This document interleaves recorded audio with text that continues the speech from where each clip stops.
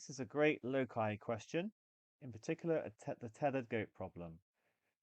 So we have a goat attached somewhere along our square barn, which has sides of 2a, and we're interested in the area of the grass that the goat can graze. So what I did when I did this question is I just decided, you know what, start this things off. Let's just tether the goat on the corner. That seems like a good plan to maximize the area. Let's see if we get 14 pi a squared. There is more to do after that, but just, you've got to try and understand the problem and go from there. So the goat can go all the way out 4a here, and then we'd get part of a circle going in, and actually it would go all the way around. So we get a semicircle. Okay, so I can easily work out that area, which I'll do in a bit, because actually it carries on down here as well, and it will actually be 3/4 of a circle. Now, we have to take into account the square barn, so we can't just go around all of here. Can't get to here because there's a barn in the way. We'd have to go here and then here, and potentially the string is not long enough. We need to think about this carefully. So if we go around to this corner, then the furthest we can get to the left is right here. And we've basically got a circle that's going to have a radius of 2a. It's going to join up to our original circle. That's what it's going to look like. And if I go around this way, the similar thing's going to happen. I'm going to get a small circle that goes around to here. So that is the area. We don't get anything here. Right, well that means I've got 3/4 of a circle. So it's pi times 4a squared times 3/4. That will be this blue area. And then I'll have half a circle for the red. So a half times pi times 2a squared. Okay, and so the total area will be 3/4 times pi times 16a squared plus a half times pi times 4a squared. That becomes 3/4 of 16 is 12, so 12 pi a squared plus 2 pi a squared, which is 14 pi a squared. Okay, and it feels like we can't get any larger than that, but we have not proven it yet, so I cannot state that I've shown it. What we actually need to do is work more generally now. And it's like another possible step at this point would be to go with the very center and see, that feels like it might give the minimum if the corner gives the maximum. But let's go into it and work generally. So to do this, we can again set up our barn here. But this time, rather than putting a goat on the corner, I'm going to put it some of the way along. And this distance here, I'm going to label as x. So place, tether, a distance x below top right corner.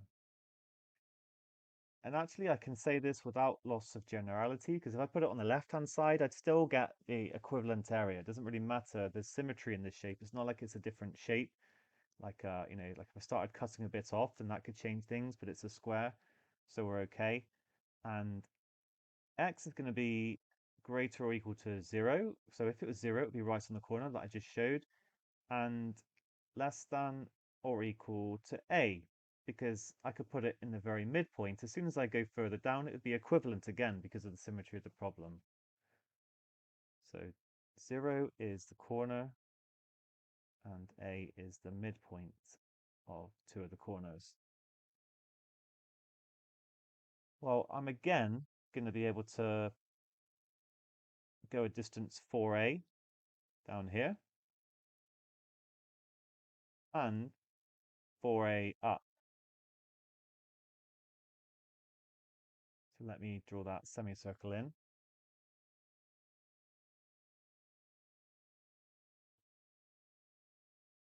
Something like that. Okay, but the rest is a bit more to think about now. So let's go to the bottom, like let's go down this way. So this distance I've just highlighted in green is going to be 2a minus x, which means I have another 2a plus x to deal with, well, that I can use. So it will go a bit further than the side. It'll go to here.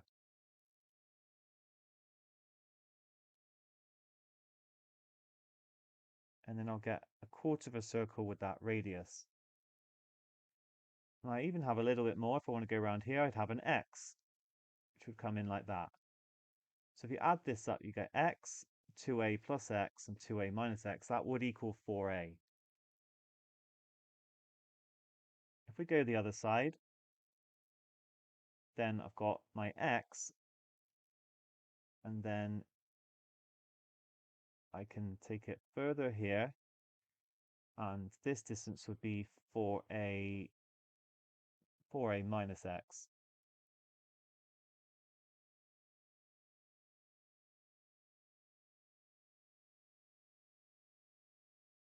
Because that bit here, if I go in, that would be 4a minus x plus x. That'll get me to 4a. And then if I went to here, actually, I would have gone x plus 2a. I'll have another 2a minus x that I can use, which will be this final circle here. This radius is 2a minus x, and we've got all the quantities that we need. So let's deal with them one at a time. We're going to have a half pi times 4a squared coming from this red region, a semicircle with radius 4a. The green is going to be a quarter pi, and then as we said, it's 2a plus x all squared. This little one is a quarter pi x squared. Blue one, again, a quarter of a circle. This time the distance is 4a minus x, that length there, and then squaring it, forgot about the pi.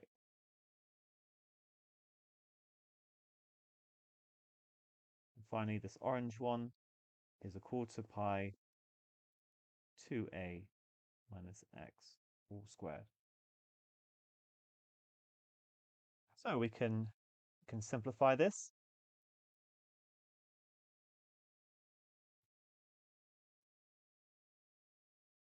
First thing I'm going to do is factorize. Sorry, did I forget the quarter? No, I just didn't copy.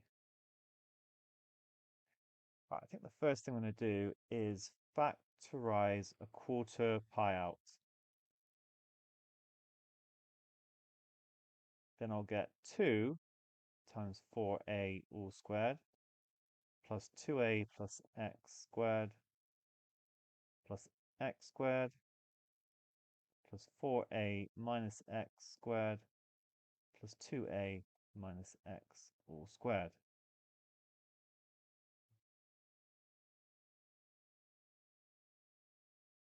That is 16a squared times by 2, 32.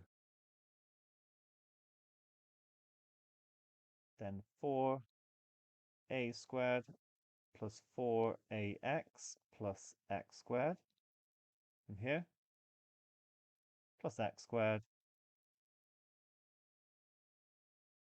Expand this one, so 16a squared.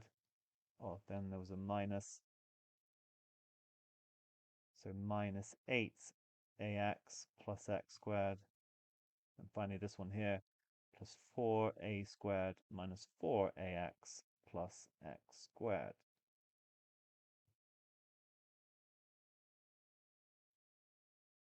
Okay, I've got some a squared terms here. Here, that's 36, 52,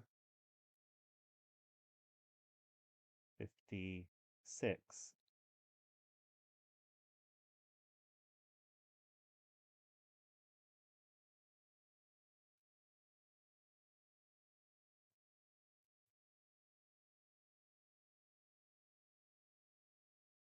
And then x terms. Oh, sorry, let's deal with x squared terms. 1, 2, 3, 4.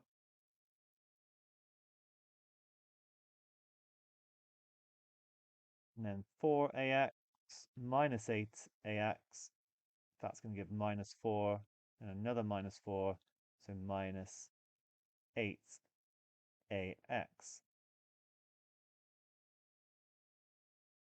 Now I'm going to actually divide through by 4. Makes sense to do that. So that will become 2. And this one, 56 divided by 4, is going to go 14. So we get pi times 14a squared. Remember, x is the variable.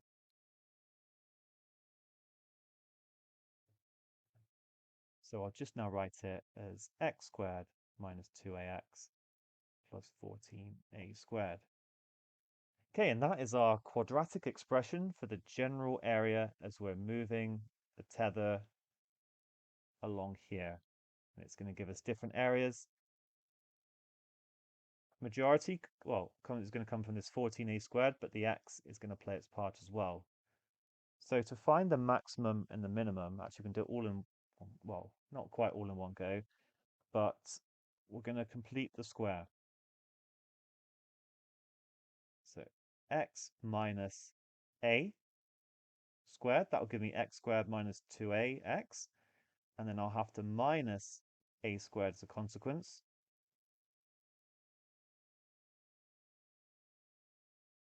So I'm going to get pi times x minus a all squared plus 13a squared. So you can deal with the minimum first. That's typically what we use completing the square for. So minimum is going to be when x minus a squared is equal to 0, implies x equals a. So that is going to be when it's at the very center. And min area will then equal 13 a squared pi.